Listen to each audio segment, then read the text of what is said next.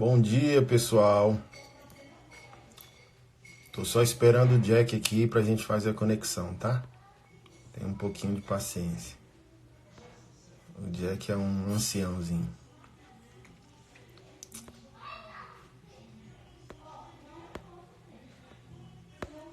Cadê tu, reverendo?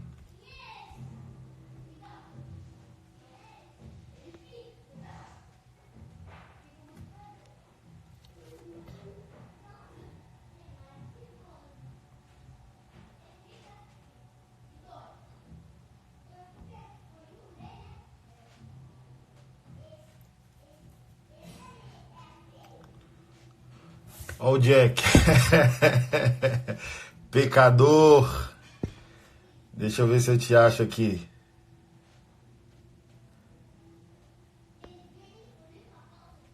Aí, pecadorzão.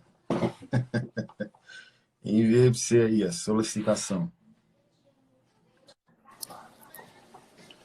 E aí? Bom dia, flor do dia. Good morning, sunshine. E aí, cara, como é que você tá? Eu tô bem, cara. Melhor te vendo aí. O que você tá bebendo aí? Café. E Eu olha vi. aqui, ó. Bate.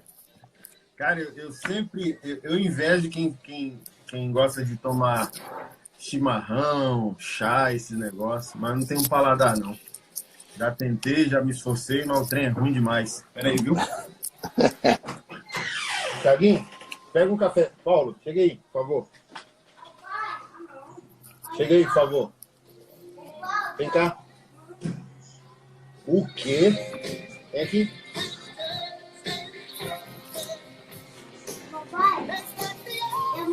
Pega um café pra mim. Café pra mim. Oi. Tá no meio da cama que eu amo. Tá bom. Depois eu converso com ele, tá? Obrigado. E aí, cara? E Como é aí? que estão as coisas por aí? Eu tô parecendo uma rena do Papai Noel aqui, ó. Saiu uma espinha aqui na ponta do meu nariz, cara. Isso aí é uma seta do diabo pra me desmoralizar diante dos homens aí, cara. Entendeu? Como é que tu vai falar firme? Não tem como. Eu Aqui. vou puxar o carro aqui, até porque, como nas minhas redes tem mais seguidores que na sua, aí às vezes o pau quebra mais pra cá. Mas eu vejo que os caras amam encher teu saco lá também, né? Sim. E por que nós decidimos colocar o primeiro dia do nosso discipulado como a teologia do bosta? Então eu penso o seguinte, né? Não é que a gente quer se explicar, se justificar, porque se a gente tivesse algum problema com a abordagem, como homens de Deus, já teríamos desistido dela. Sim. Então a reclamação dos mimados não vale mais do que a transformação de quem está ouvindo. Eu quero deixar claro isso aqui. Nós só estamos falando com quem está nos ouvindo. Então vem um cara lá todo reclamão, todo... Irmão, quem reclama do bosta, sem dúvida tem uma vida bosta. Mas Verdade. vocês falaram um palavrão. A tua vida é um palavrão. Assim, ó, de desonra à cruz. Eu só recomendo que vocês conversem com as vítimas, com quem sofre ao lado de um cara bosta. Conversa com a namorada de um cara bosta, com a noiva de um cara bosta, com a esposa de um cara bosta, com o pastor de um cara bosta. Não conversa com um cara bosta, que vive, ai meu Deus, eu não gostei, a abordagem é truculenta. Já amaciaram você, já chamaram você de querido, já falaram que você é o centro, já falaram que Deus te ama, já falaram da graça barata, já falaram de um monte de coisa. Não resolveu. Foram comentar na minha rede social ontem. Ai, meu Deus. Eu falei bem assim, ó, se os sofisticados não resolveram, os pregadores sofisticados, deixa com a gente que a gente sabe o que está falando. Ontem aqui, Jack, no nosso culto online, tu acredita, o cara veio me escorraçar. Cara, eu xinguei o cara. Porque olha só, que desgramado. E creio que é irmão também, mas congrega numa igreja, que o pessoal depois me deu feedback aqui, o pessoal da nossa igreja. Me deu feedback que o cara congrega numa igreja que o pastor está indo para o quarto casamento. Aí fica fácil, seus bostão, falar de graça, pô. Ai, quem é você? Você é juiz? Você nunca precisou da graça. Cara, eu falei bem assim, ó.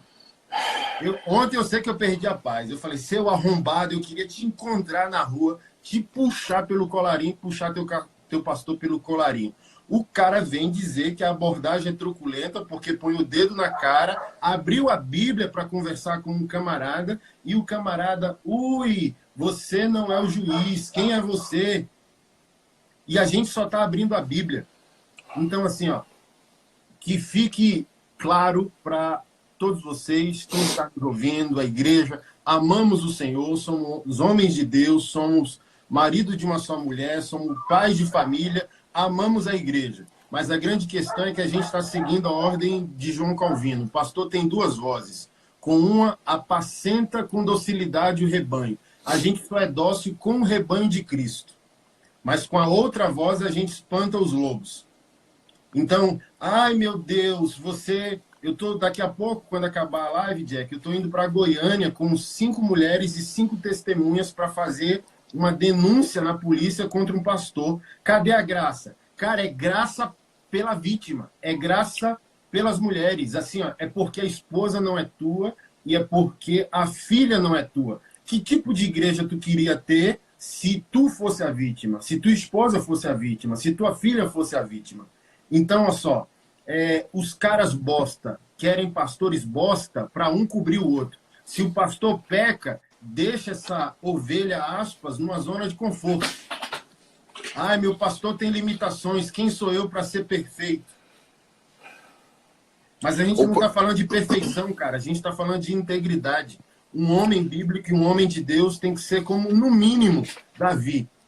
Existem erros na nossa jornada? Sem dúvida, pô. A gente está dando uma resposta, justificação, por meio da nossa santificação. Todos cometemos falha, vez ou outra nós pecamos. Mas se somos homens de Deus e homens bíblicos, somos íntegros. Davi era íntegro. Davi, Jack, você já deve ter percebido isso, o profeta pegou ele no senso de integridade dele. Contou aquela historinha da ovelha, do homem pobre, do homem rico, não, esculachou o rei por meio do seu sentimento de justiça. Ele disse, isso é injusto, esse cara tem que morrer. Então esse cara, meu rei, é o Senhor. Então um homem de Deus é um homem íntegro, e um homem íntegro tem um senso de justiça. Para eu encerrar aqui, 1 Coríntios capítulo 13, falando de amor. O amor não se alegra com a injustiça. Por que nós estamos fazendo o que nós estamos fazendo?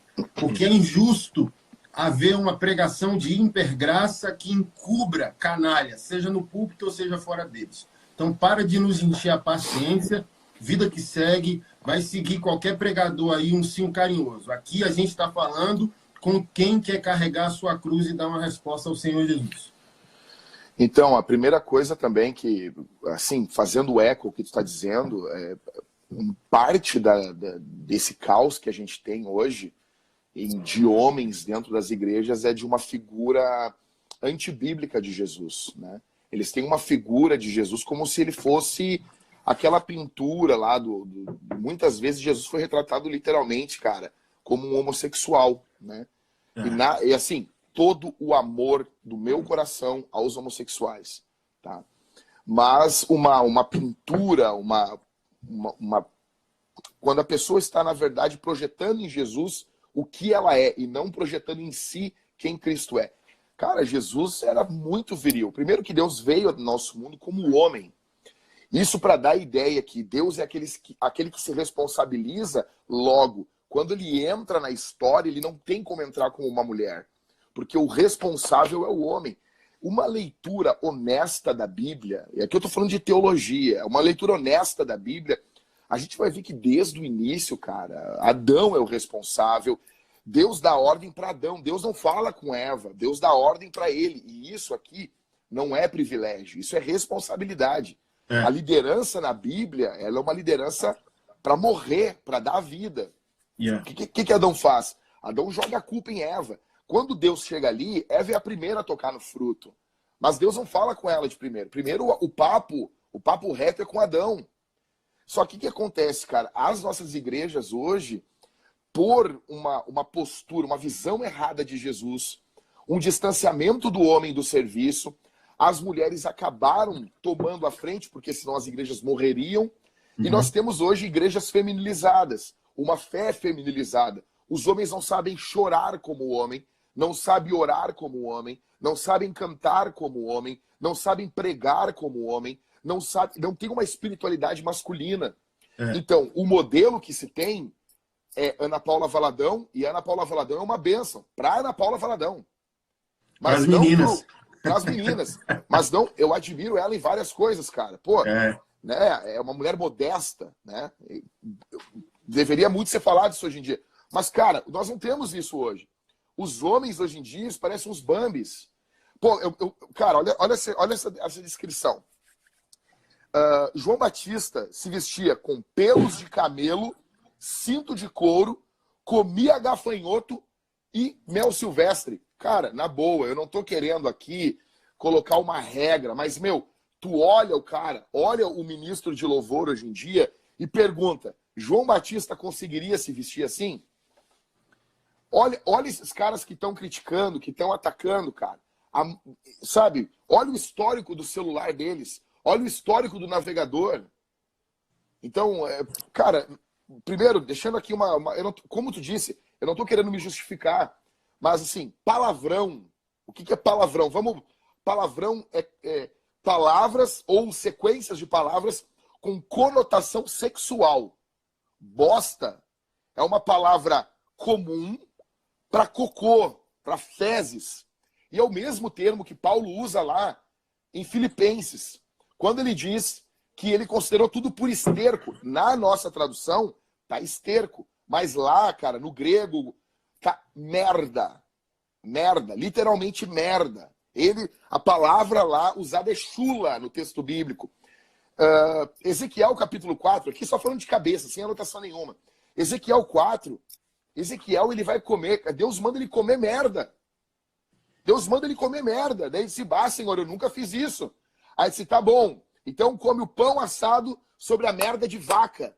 Porque aquele ali era o estado, o que Deus estava falando? Aquele ali era o estado da religião de Israel. Os líderes, eles eram uns bostas. Daí hoje a gente chega falando, eles acham que a gente está falando para lacrar, para aparecer, que a gente quer seguidor. A gente tá pro inferno com isso aqui, cara. Pro inferno. Tá entendendo, cara? Pro inferno. Que seguidor, cara. Se a gente quisesse seguidor, cara, eu ia agir totalmente diferente, cara, entendeu? Pro inferno, cara. Nós ia estar lambendo o saco dos caras. Nós ia estar passando a mão, velho. Não é nada disso. E deixa eu explicar um negócio para vocês que tá vendo essa live aqui. Isso aqui não é um personagem. Eu não sou um ratinho. O pastor Anderson não é um personagem. Isso aqui é verdade, cara. Termina uma live, eu não consigo...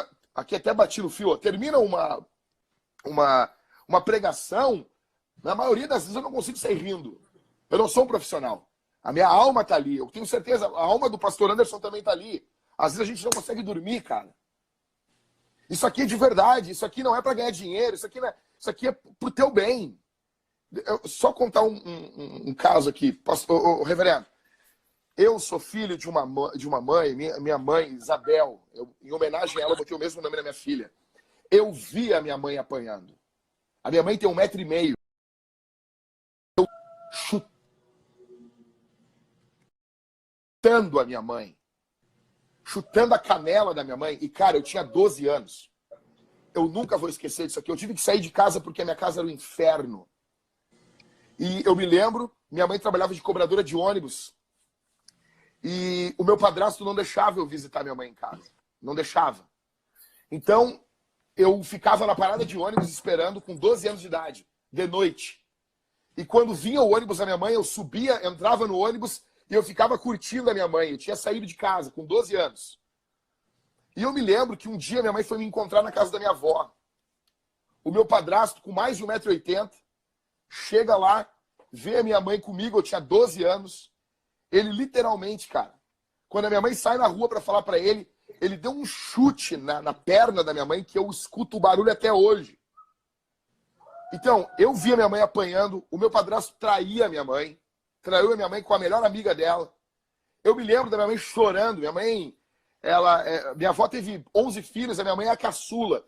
Então a minha mãe sempre foi muito frágil, por ser a caçula. A mulher caçula. Então a minha mãe não tinha como reagir. Eu literalmente, eu vivi dentro, cara, de um ambiente com um psicopata, cara. Então eu sei exatamente o poder destrutivo que um merda pode causar na vida de uma mulher e na vida de crianças.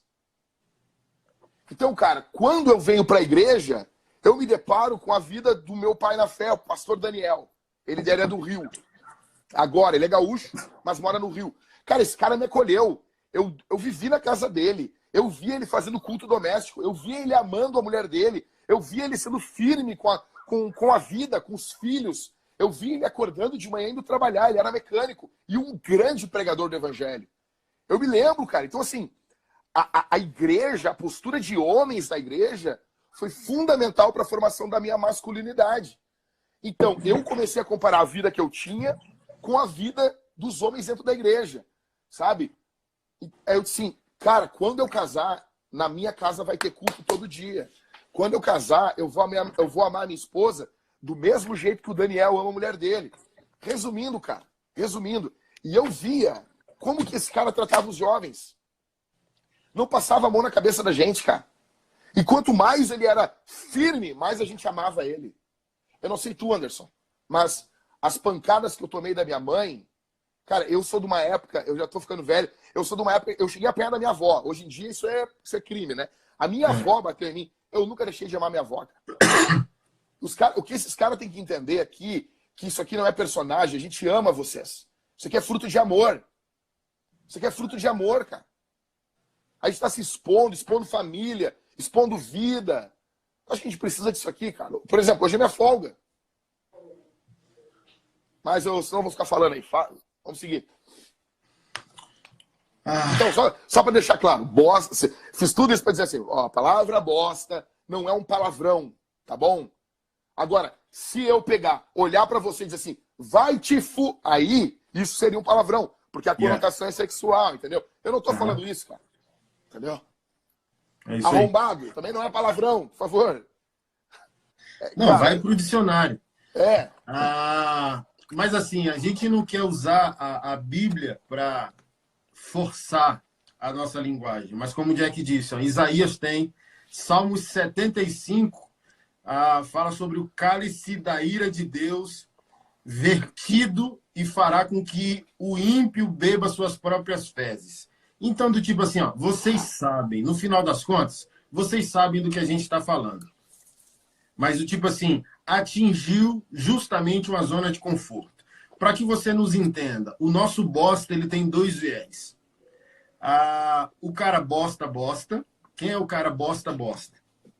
É o cara que tem uma vida assim, ó. Se esconde na fé evangélica. É frequentador de culto. Vai ao culto nos domingos e tenta dar uma oferta, um dízimo, para convencer a si mesmo que é de Deus. Um grande homem de Deus disse assim, olha, o ímpio, fingindo a fé evangélica, mente para todos enquanto vive e mente para si mesmo quando morre. Esse, para nós, é o bosta clássico. É o cara que, de alguma maneira, aspas, não tem esperança. Exato. Quando o cara mente para si mesmo, a Bíblia fala que nós podemos ter confiança da nossa salvação. E há evidências bíblicas que confirmam a nossa segurança de salvação no Senhor Jesus. Mas o bostão, não. Ele quer forçar uma segurança momentânea. Se o pastor Anderson for gentil, porque esse bostão é um bom dizimista, e o pastor Anderson não vai chegar com tudo porque deseja os 20 mil reais do dízimo desse canalha, ambos mentem um ao outro e os dois vão ter que se encontrar com a ira do Senhor um dia. Mas amamos o cara que diz, o boleto é meu. Assim, ó, acho que vai depender, para você entender o que a gente está falando, vai depender da entonação da nossa voz. Assim, ó, tem o cara bosta íntegro, que a gente vai usar o que o cara fez de errado para fecundar agora. A gente vai fazer a gente vai fazer adubo do esterco que o cara foi um dia. Cara, Jack, não sei você, mas eu já lidei com mulheres assim, ó, meu marido me traiu, mas ele é um homem. Foi um dia mal, ele é homem, pastor, cuide dele e tal. E você vai pro cara e o cara baixa a cabeça, Jack. Me ajude, pastor. Eu preciso de ajuda, de pastoreio, de um mentor, de um pai na fé. Cuide de mim. Esse cara nos dá prazer. Porque Exato. eu não sei como você encara, mas confessar o pecado já é a atuação da graça na vida do crente. Só para fazer uma... Vou pegar aqui uma frase do Agostinho. Agostinho dizia que o primeiro passo para entrar no mundo da santidade é reconhecer que não é santo. Quando o sujeito reconhece, não sou santo, ele passa a ser. Eu vou me apropriar disso. Então, assim, ó, quando o sujeito reconhece que é um bosta, é o primeiro passo para deixar de ser. Entendeu? Mas é verdade. Assim, na verdade, em Adão, todos somos bostas. Né? Então, assim, todos nós, em algum momento, tivemos que dizer assim, peraí, meu velho, eu sou um merda, eu sou um bosta, olha o que eu tô fazendo, olha o estado da minha esposa, olha o estado da igreja que eu congrego, olha a forma como eu me preocupo com a minha igreja, com as pessoas. Peraí um pouquinho, cara. Eu já passei por isso, assim, peraí um pouquinho, sabe? E eu vou dizer, hoje em dia, ser honesto, lidar com a realidade, parece que é uma coisa do outro mundo. 2 mais 2 é 4, entendeu? Falar isso, cara, essa atitude que tu tá tendo, isso aí é coisa de bosta, de merda, cara. Não, aí a questão não é o ato em si que o bosta está fazendo, mas sim chamar ele de bosta. Peraí, bosta é apenas uma nomeação de algo que tu tá fazendo. O mais complicado não é o termo bosta, é tu. É tu. É isso aí. É isso aí. Só que daí a gente encontra caras, como tu disse, eu vi caras que fizeram coisas terríveis. Mas os caras estavam me olhando na cara e dizendo assim, é isso aí, pastor. Eu tô aqui, tô abrindo o peito, perdão. Ou reincidência em pecados, vinha de novo. O cara me ligava. E eu vi solteiros fazendo isso. O cara me ligar 2 da manhã dizendo assim, Jack, acabei de acessar pornografia. E eu indignado com o cara. Mas depois, quando eu fui dormir, eu fiquei pensando, o cara não precisava ter me ligado. Ele podia ter ficado quieto na dele. Só que eu vejo em alguns jovens, às vezes, uma vontade de ser homem, cara. Eles ainda são os bostas. Mas eu vejo uma vontade de ser homem e esses caras vão dar os melhores. E eu vejo, às vezes, homens casados, homens, até alguns pastores, cara, que vivem a vida de qualquer jeito. Sabe, a esposa, os filhos estão padecendo, tá tudo prestes a ruir, tá tudo prestes a cair. Por quê? A base de um lar é o homem. Não importa se o homem é bom ou não é. Ele é a base. Se ele é um bom homem, a casa está firme. Se ele é um mau homem, a casa vai cair. E vai cair, cara. Pode enganar um dia, 2, pode enganar num momento, pode enganar outro, mas não engana todo mundo a vida toda. É isso aí. Uma hora aparece. Sabe onde eu vejo, Jack? Como eu defino que um cara é um bosta negativamente falando? Perpetua-se como um bosta. Você tem que contar a 50ª mentira para encobrir a primeira. Exato. Aí você chega a um estado comportamental e espiritual que é o pior, que se torna patológico. Você passou a crer na mentira que você conta. Você passou a crer na mentira que é a sua vida. Você contou a primeira mentira. Contou a 5ª, a 10ª, a 20ª, a 30ª, a 40ª. Você está contando a 100ª mentira para poder cobrir a primeira. E você nem sabe mais. Você desenvolveu tantas máscaras que nem você sabe quem é. E é o que eu sempre falo. Jesus não transforma dublê. Não transforma coadjuvante. Tem uma frase do Augusto Cury que eu gosto muito. A vida é tua, cara. Vem pro centro do palco da tua vida. Protagoniza a tua história. Não tem como fugir para sempre. Exato. Então, do tipo assim, eu lembro você contando essa história, a minha primeira namorada na fé que eu tive depois de 3 meses de conversão. Me deram uma profetada e eu novo, né? Falei, pô, a galera tá aqui antes de mim. Se Deus está falando por meio deles, é porque eles sabem o que estão falando. Mas a garota não tinha nada a ver com as minhas expectativas. E eu, putão, sem Jesus, eu falei, pô, mano, não dá para eu replicar na igreja o que eu vivia fora. Mas a galera deve saber o que está falando. Cara, deu 6 meses, aí eu, apaixonado pelo Senhor, devorador de Bíblia e tal, com 6 meses falei, pô, tem alguma coisa errada, né? É assim que Deus fala. Deus é meu pai e não terceiriza a fala dele comigo. Cara, mas olha só, a menina chonou em mim, aí todo dia ia para casa da minha mãe. Eu chegava do trabalho cansado, a garota tava lá. Ah, você tá cansado, deixa eu fazer uma massagem. Eu, não, aquele senso de santidade do primeiro amor. Não, 6 meses já é que água mole e pedra dura, tanto bate até que fura. Ah, tá bom, faz a massagem. A garota fez e começamos a transar no meu quarto, na casa da minha mãe. Com 5 minutos de transa, não aproveitei da garota, não ejaculei, não gozei, não usei o corpo dela. E a metanoia, cara.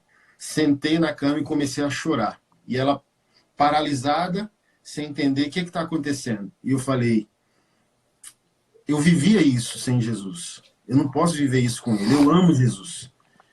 Me perdoa, olha só. Eu não terminei de transar contigo. Eu não quero te usar. Eu fazia isso lá fora com as mulheres. Eu amo Jesus. Peguei o telefone e liguei para o meu pastor na época. Pastor, estou aqui no meu quarto, na casa da minha mãe. A garota está aqui na minha cama. O que eu faço? E 1 minuto de silêncio do pastor. Anderson, não sei o que você deve fazer, porque eu forço as pessoas a confessarem pecado. Você me liga já jogando na minha mesa de trabalho o teu pecado, mas uma coisa eu te digo, isso é coisa de homem íntegro, de homem de Deus, você vai crescer muito. Vamos nos falar amanhã. E eu pedi perdão à garota, eu disse, olha, eu sou um homem de Deus, eu amo Jesus, eu não usei teu corpo, não terminamos de transar, me perdoa, mas eu não posso namorar. Eu tenho um padrão dentro de mim do que eu aguardo em Deus. Você não é a mulher que eu estou esperando para mim. Então, profundamente, eu te peço perdão. Deixa eu fazer uma oração por você aqui, tal, não sei o quê. Ela ficou sem entender. 3 anos depois, ela me encontrou, Jack. Nossa. E ela disse bem assim, ela casou, divorciou, e ela me encontrou e falou, hoje eu entendo. Você foi o único homem de Deus que cruzou o meu caminho. Eu entendo o que você fez há 3 anos. Eu entendo hoje o que você disse há 3 anos. Que Deus te abençoe. Parabéns pela história linda, a família linda, o ministério lindo que você construiu. Então, é como o Jack falou, não é... Todos somos bosta em Adão. Um dia fizemos uma bosta danada que, às vezes, prejudicou até o desenvolvimento da vida de alguém. Entendeu? Mas... com Cristo há uma resolução. Eu estou lendo a história de Sarah Edwards. O historiador disse que Jonathan Edwards, toda vez que tinha um pensamento impuro com a namorada na época, a noiva, né, a Sarah, ele se debruçava numa equação aritmética, em capinar um lote, em fazer alguma coisa. Ele temia pecar contra o Senhor até em pensamentos. Então, somos bosta em Adão. A natureza dele quer rivalizar com a nossa nova natureza em Cristo Jesus. Mas homens de Deus têm resolução, como Edwards definiu todas as suas resoluções. Um homem de Deus precisa de um código. Porque se você tiver que decidir diante do pecado, você não consegue resistir ao pecado. A resolução do homem de Deus evita com que ele caia no pecado, porque ele está decidido antes. Eu estou decidido a não trair a minha esposa. Não é que eu seja perfeito, mas se eu já tenho o meu código, quando o pecado se apresentar diante de mim, há uma facilidade de resistência. Agora, eu não tenho um código, eu não tenho um comportamento preventivo, eu não sei discernir ambientes perigosos para pornografia, para imoralidade sexual. Aí, quando vem a situação configurada diante de mim, eu não tenho força para resistir e me afundo cada vez mais. Por isso que talvez você está contando a 100ª mentira. E o que você precisa fazer com o homem de Deus? Cara, por mais que seja feio, coloca tudo na mesa. Procura um pastor, procura um mentor, procura referências históricas. Penso, quanto mais morto o homem de Deus estiver, menos compromisso ele tem com o teu ego. Então, os pregadores atuais não querem te ferir porque querem teu dízimo.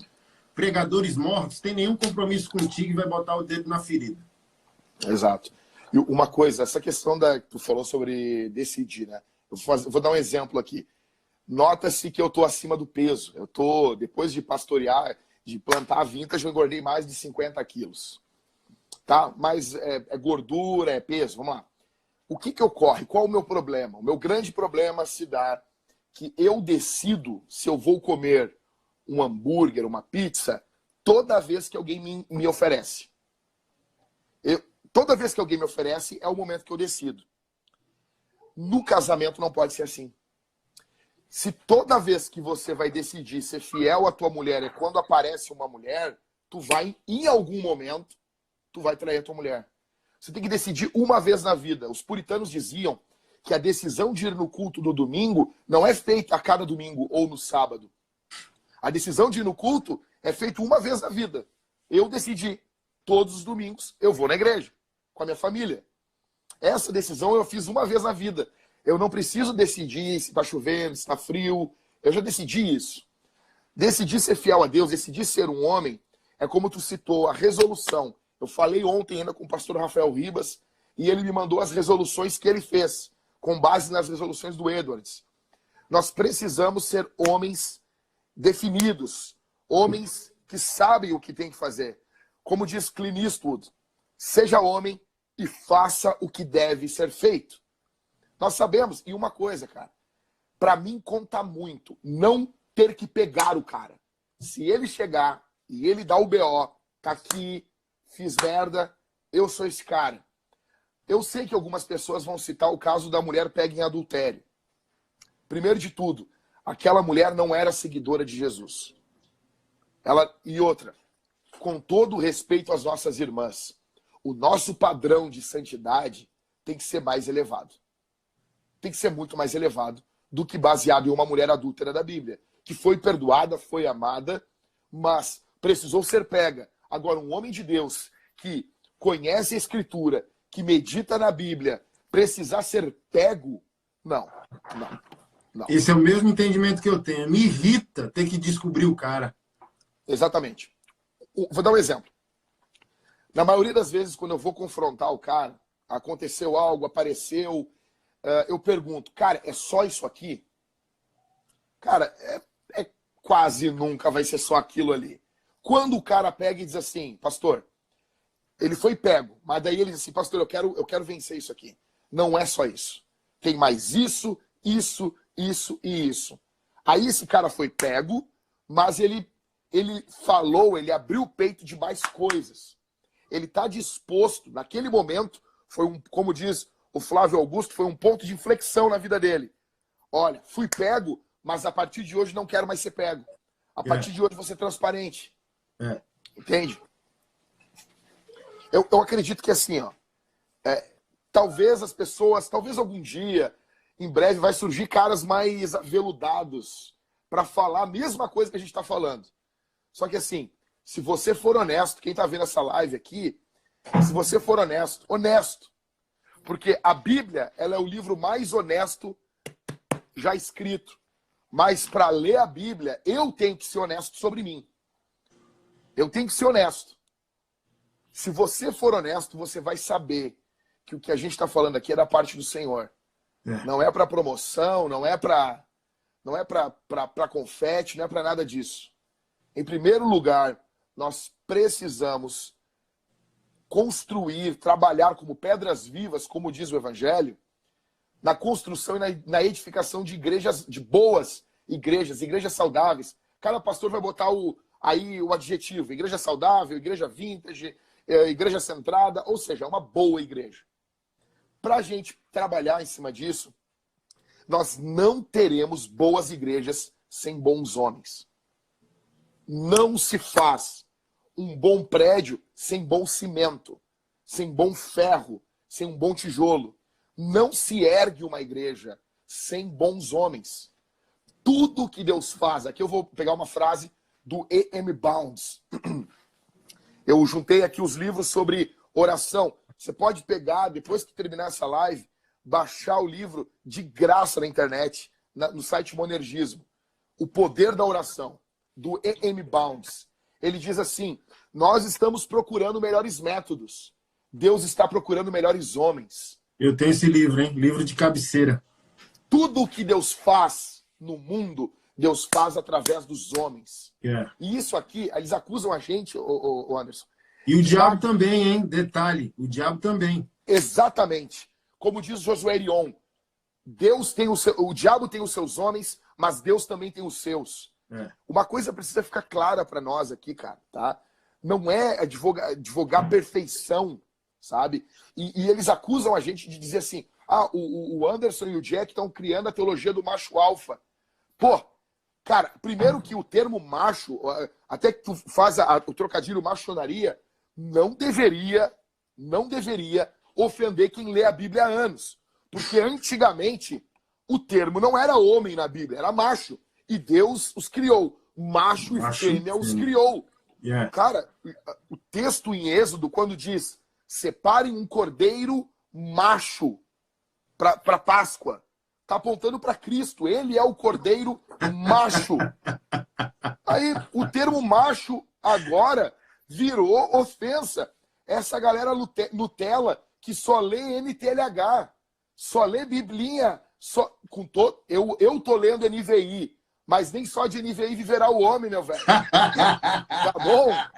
Eu tô lendo NVI porque eu quero ler todas as versões em português, mas nem só de NVI viverá o homem. É isso aí. Tem que pegar uma casca grossa de vez em quando, cara. O original no hebraico é macho, é fêmea. Por isso que quando eu falo macho e fêmea, eu fico apavorado, que as pessoas ficam abismados, cara. Sabe? Eles ficam abismados. Até os pentecostais usam o termo varão. Cara, a gente pode brincar, pode rir, mas, meu, isso evoca varonilidade. É. É varonil, é viril. É. Agora, hoje em dia, não, cara. Hoje em dia, a galerinha aí das calças skinny, não. Isso, pelo amor de Deus, cara. É macho, é fêmea. É bíblico isso. O problema dessa galera, não tô querendo aqui, nós temos os nossos pecados, mas assim, o problema dessa galera nesse assunto não é com a gente, é com a Bíblia. É com a Bíblia. Vocês acham que a gente não fez a lição de casa? Vocês acham que a gente caiu de paraquedas aqui? São mais de 20 anos lendo Bíblia, cara. São mais de 20 anos lendo teologia, andando junto com o homem de Deus.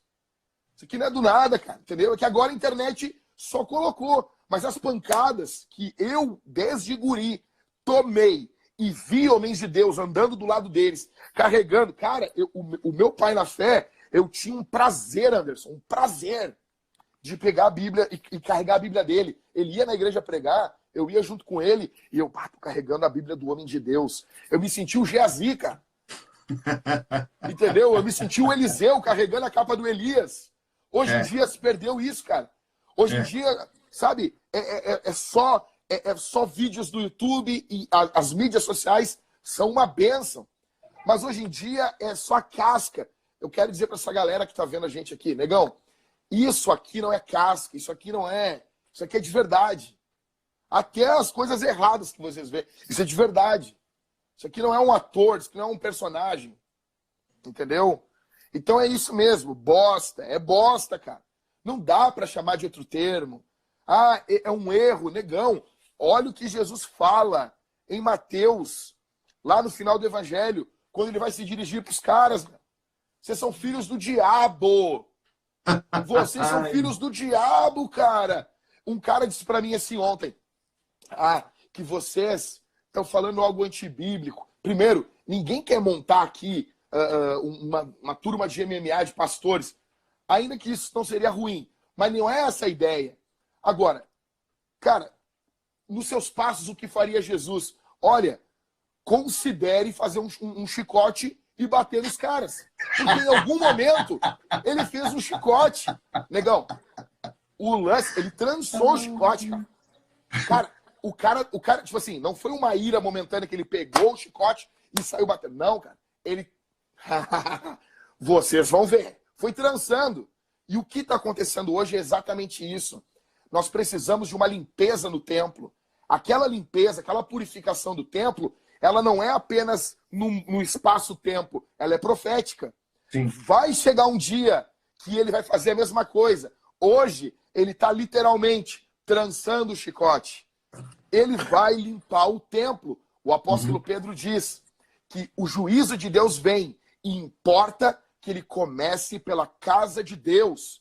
São textos que vocês vão ver os pregadores do Tela falando. Quando que a gente ouviu o texto que antigamente a gente ouvia, guarda o teu pé quando entrares na casa do Senhor teu Deus? A gente não ouve mais isso, cara. Deus é amor? É. Ele é paternal? É. Mas ele é um pai que te chama para uma responsabilidade. O Franklin Ferreira, ele diz um negócio. Abba não é paizinho de uma criancinha bobinha, retardada. Não. O pai ali, quando Jesus ensina a oração do Pai Nosso, ela é uma oração carregada de responsabilidade. Carregada. Pai Nosso que estás no céu, santificado seja o teu nome. A primeira preocupação do cara é o nome de Deus. É a fama do nome de Deus. Cara, uma criancinha não tem essa preocupação. Santificado seja o teu nome. Seja o teu nome. Venha o teu reino.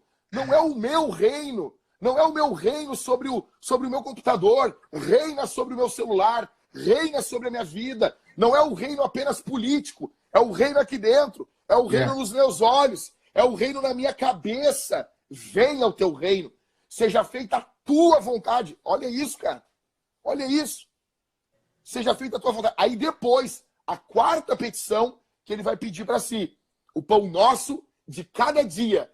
Não é o pão de amanhã, é o pão de hoje. E o pão não é meu, o pão é nosso. Então nota, esse filho que está orando, ele tem noção de quem é Deus e ele tem noção de uma comunidade. Não é um bobinho, Abba Pai, com todo respeito. Aí o cara canta nos braços do pai, abraçando o peitinho e acha que entendeu. Não entendeu merda nenhuma. Não entendeu bosta nenhuma. Esse pai, ele está chamando os homens a uma responsabilidade. Então, eu tô até gritando aqui em casa, acordei todo mundo. Mas assim, voltando. Aí, o pão nosso de cada dia nos dá hoje. Perdoa as nossas ofensas, os nossos pecados, assim como nós perdoamos a quem nos ofende. Ou seja, me trata como eu trato o meu irmão. Me trata como eu trato a minha mulher. Me trata como eu trato meus filhos. É igual Davi, quando Davi vê o anjo destruindo lá o povo de Israel, e ele diz, Senhor, eles são ovelhas, eles não fizeram nada, vem pra cima de mim. Cara, ele tá apontando para Jesus ali, né? Imagina o cara olhar para Deus e dizer, Deus, vem pra cima de mim, responsabilidade, o pecado é meu, o boleto é meu, eu que pequei, essas ovelhas de Israel não têm culpa. Mas hoje não, cara. Cara, a galera não entendeu que a mamãe não vai falar por ti no juízo final. O vovô não vai falar por ti, nem o pastor. Ninguém vai se interpor diante do juiz. É tu e ele. Então, perdoa os nossos pecados.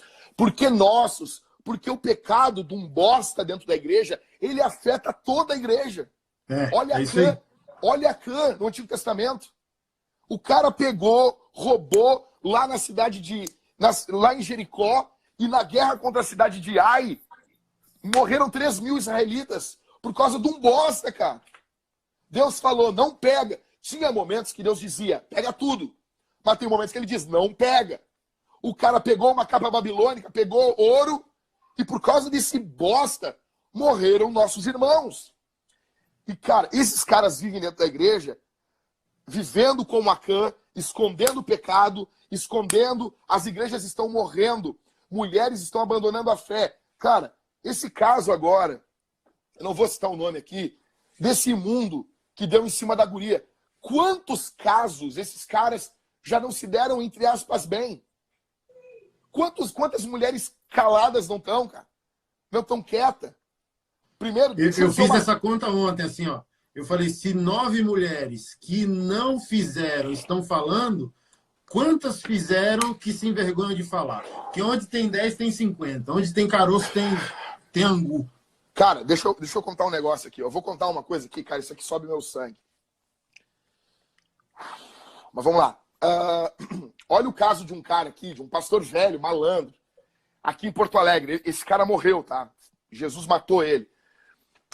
Uma irmã, cara, casada com um não cristão, chega pra ele e diz: pastor, eu tô sofrendo com meu marido. E ele marca com essa irmã sozinho na igreja. Quando essa irmã termina de falar, ele fala assim: pois é, irmã, eu também estou sofrendo com a minha mulher.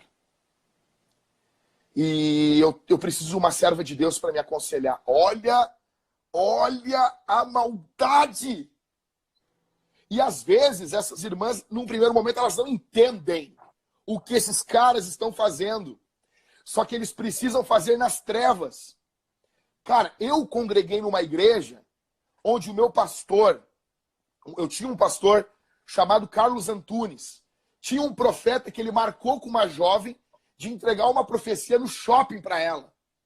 Esse meu antigo pastor, quando o cara chegou no shopping, tava o pastor esperando ele. Entrega a profecia para mim aqui, ó, malandro. Eu vou te cagar a pau, rapaz. Tu tá assim, precisando sentir o peso da mão do homem. Só que hoje, para essa galerinha que chegou ontem, isso é loucura. Cara, aqui no Rio Grande do Sul, nas convenções da Assembleia de Deus, teve cara que defendeu a doutrina da Trindade com revólver. Os caras estavam querendo passar heresia. O cara tava dentro. Sério. O cara tava dentro de uma convenção, década de 30, década de 40, todo mundo louco. Os caras, não, a doutrina da Trindade não existe. O cara sacou a arma. Aqui, ó, ninguém vai passar unicismo aqui. Aqui é todo mundo trinitário. Levantou a arma pra cima. Os caras, não, Trindade. Aí, quando tu pega no período do Velho Oeste, tem esses Mac, é que em inglês, esses McDonald's, McAllister, esse Mac é tipo um Silva brasileiro. Em português é chique, mas em inglês é caipirão. Tinha um pregador, não sei o que, Mac, ele tava pregando no púlpito e um cara começou a badernar dentro da igreja. Período do Velho Oeste. Ele pregando armado. Ele desce do púlpito, ele caga o cara a pau, pro cara parar de perturbar, ele volta pro púlpito e segue pregando. O que eu tô querendo dizer, cara? O mundo ideal não tem isso. No mundo ideal, a gente não tem esses caras. No mundo ideal não tem Anderson Silva e nem Jackson. Mas a gente não tá no mundo ideal. No mundo ideal não tem Ezequiel. Cara, olha só isso aqui. Ei. Tô bem louco aqui, calma aí. Eu tô bem louco. É que não dá, o sangue sobe, velho. Deixa eu contar um negócio aqui, ó. A Bíblia diz, Deus fala para Ezequiel assim: eu fiz a tua fronte dura, para que os homens não resistissem diante de ti. Os teólogos dizem que o rosto de Ezequiel era um rosto sisudo, tipo de zagueiro, entendeu? Eu não sei, quem se lembra do Grêmio da antiga tinha o Rivarola. Zagueiro bom é aquele que tem uma cicatriz na cara, assim, ó, sabe? Entendeu? Então assim, Deus diz assim, ó, eu fiz a tua cara, Ezequiel, eu fiz o teu rosto, Ezequiel, sisudo. Ou seja, Ezequiel, cara, não tinha... Ou seja, Deus cuidou até a aparência física de Ezequiel para que a palavra dele tivesse peso. Spurgeon, no Lições aos Meus Alunos, ele diz: se você tem um pulmão pequeno, você não é um pregador. Isso é loucura, né? Ele fala isso. Quando Deus quer fazer um corredor, Deus dá pernas longas. Quando Deus quer fazer um pregador, Deus dá um pulmão grande para esse cara. Eu não estou falando, levando isso às últimas consequências. Eu só estou querendo dizer que tudo que a gente está vivendo, nós precisamos hoje de homens banhados no amor pela igreja. Tudo que está brotando aqui não é fruto de brutalidade pura em si. Um soldado não vai para a guerra porque ele odeia o que está na frente. Ele vai para a guerra porque ele ama o que está atrás dele. Ele quer proteger o que está atrás. Na Segunda Guerra Mundial, quando o Brasil enviou 25 mil soldados para lutar na neve na Itália, aqueles jovens foram lá, caras com menos de 20 anos, dando a vida ao ponto de um exército alemão fazer uma homenagem a 3 soldados mortos. Enterraram e colocaram ali. Aqui jaz 3 heróis brasileiros. Morreram lutando, cara. Pra quê? Pra hoje nós olhar na igreja e na boa. Eles estão passando a mão na bunda da igreja, cara. Não é à toa que igreja é feminino, para evocar em nós cuidado, É feminino para evocar no homem. Assim, não, é feminino. A igreja de Jesus é feminina. E precisa de homens viris dentro dela, para proteger ela. Isso evoca no homem isso. A igreja precisa de cuidado. Eu vou falar um negócio aqui. Há muito tempo atrás eu tive uma visão. E eu nunca comentei isso na internet. Eu tive uma visão. Faz muito tempo isso. E tinha uma jovem, vestida de noiva, deitada. Uma moça, seus 17 anos, deitada. E tinha um idoso, um homem velho, nojento. A visão que eu estava vendo, segurando o pescoço dessa moça e apertando ela. E ela com a mão, ela tirava a mão dele e puxava um pouco de ar e ele apertava de novo. E o Espírito Santo falou para mim e disse: essa é a minha igreja. E esse puxar do ar nos pulmões são as pequenas manifestações do meu espírito. A igreja está morrendo. Não vai morrer. Mas ela está em sérios perigos. Por quê? Porque homens como esse cara da minha visão estão sufocando ela. Sufocando por quê? Para proteger os seus pecados. Para proteger suas maldades. Para proteger o seu caixa. Para proteger sua agenda. Para proteger a sua fama. Para proteger seus seguidores. Para proteger o seu nome. Para proteger a si mesmo. Usam a igreja. Abusam. Ela é uma noiva. Ela é uma jovem. Evoca de nós. Quem aqui é pai de guria sabe o que eu tô falando. Cara, eu mato com as mãos por causa da minha filha. Eu mato com as mãos para defender minha filha. A igreja exige de nós essa noção. E nós precisamos defender a igreja. E primeiramente, defender ela dos bostas. E defender ela de nós. Defender ela da gente. E como que eu defendo a igreja de mim? Amando a Bíblia. Amando Jesus. Amando. Sendo santo para estar em função da igreja. Em segundo lugar, eu preciso defender ela dos bostas que estão aí, cara. E eu vou dizer, cara.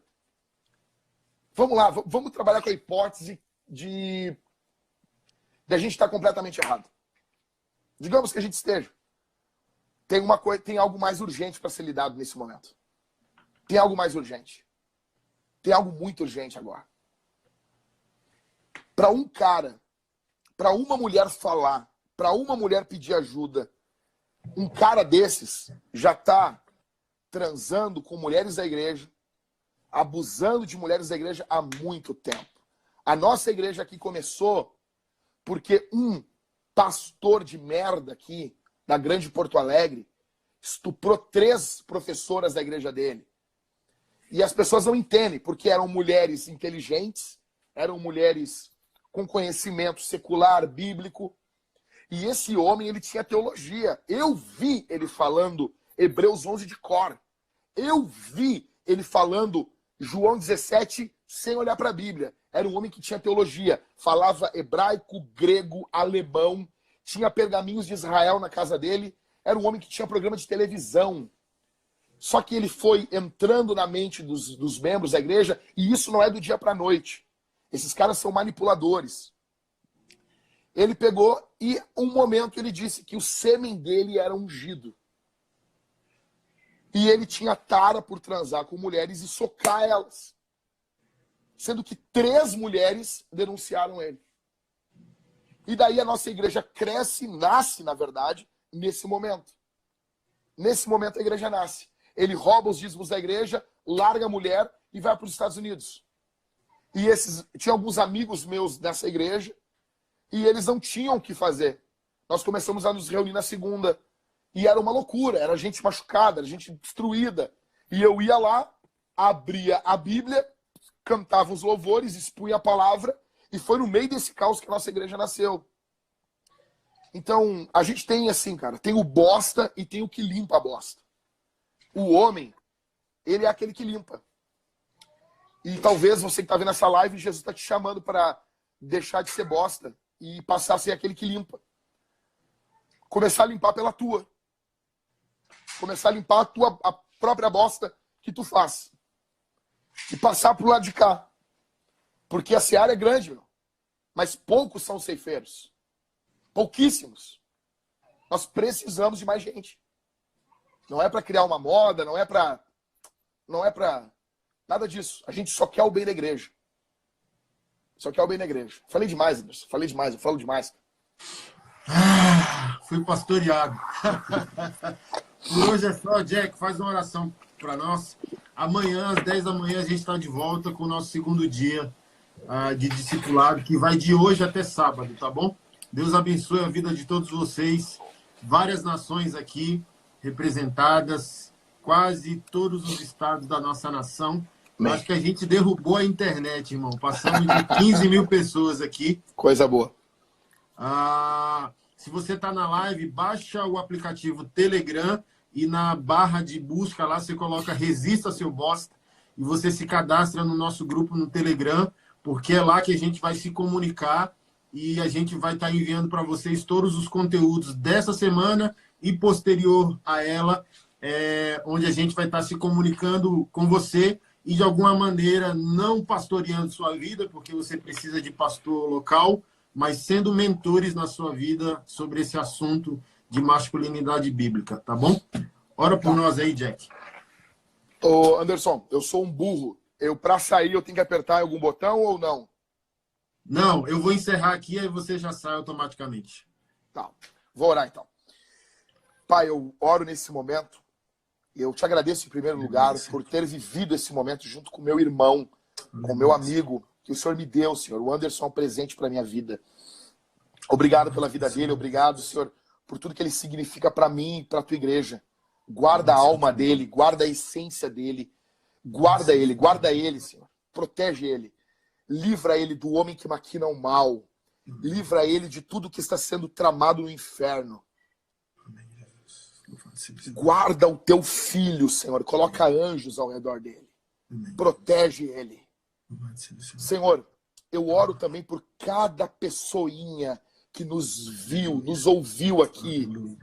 Senhor, nós não somos personagens. O Senhor sabe quem nós somos.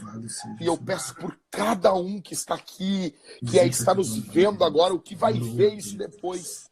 Protege, guarda, nutre, no nome do Senhor. No nome do Senhor. Nos despede na tua paz. Que esse dia seja vivido no poder do teu Espírito. Que o inferno recue. E que tua igreja avance. Levante homem, Senhor. É o nosso clamor.